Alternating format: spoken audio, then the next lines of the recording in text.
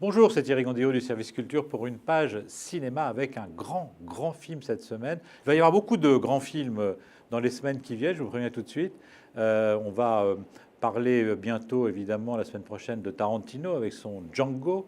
On pourra parler de Kate Biglow avec Zero Dark Thirty sur la traque de Ben Laden. Il y aura Lincoln de Spielberg, Hitchcock avec Anthony Hopkins dans le rôle de Sir Hitch. Voilà, et donc cette semaine, The Master, un duo, un choc entre Philip Seymour Hoffman et Joaquin Phoenix, orchestré par Paul Thomas Anderson. Alors peut-être que ce nom ne vous dit rien, Paul Thomas Anderson, mais c'est lui qui a fait There Will Be Blood avec Daniel Day-Lewis en 2007, film pour lequel il a été nominé 8 fois aux Oscars et il en a remporté 3, dont meilleur acteur, meilleur réalisateur et meilleur scénario. Donc vous voyez, ça n'est pas du petit plomb. Donc ce film raconte les débuts d'une secte dans les années 50, dans l'Amérique puritaine des années 50. Alors le film ne dit pas le nom, mais en tout cas Paul Thomas Anderson dit qu'il s'est beaucoup inspiré des écrits de Ron Hubbard, le patron de l'Église de Scientologie. Et de fait, on plonge dans ces années 50 avec deux personnages absolument incroyables. Le premier s'appelle Freddie Quell.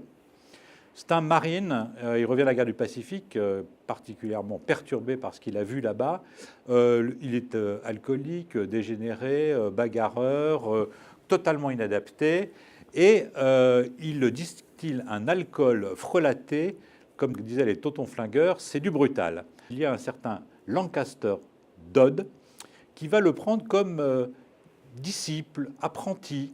Au début, un petit peu souffre-douleur, un peu un cobaye, il l'exhibe, il le sadise, puis le jour d'après, au contraire, il le monte au pinacle. Bon, et finalement, petit à petit, cette relation entre les deux hommes devient très affective, très forte, tel point qu'on se demande qui, au fond, dans cette dialectique, est le maître et qui est l'esclave. Ça va durer 2h20 et je peux vous assurer que ça passe très rapidement, tellement le jeu de ces deux acteurs. Vous savez, il y a des face-à-face d'anthologie comme ça, que ce soit Butch Cassidy et le Kid, que ce soit Rain Man, où on voit des acteurs comme ça prendre l'écran dans des face-à-face absolument incroyables. Et là, il y a des scènes mais absolument époustouflantes.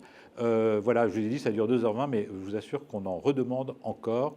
Voilà, les autres films à côté, eh bien, écoutez, il y en a quelques-uns, mais franchement, ça ne fait pas le poids.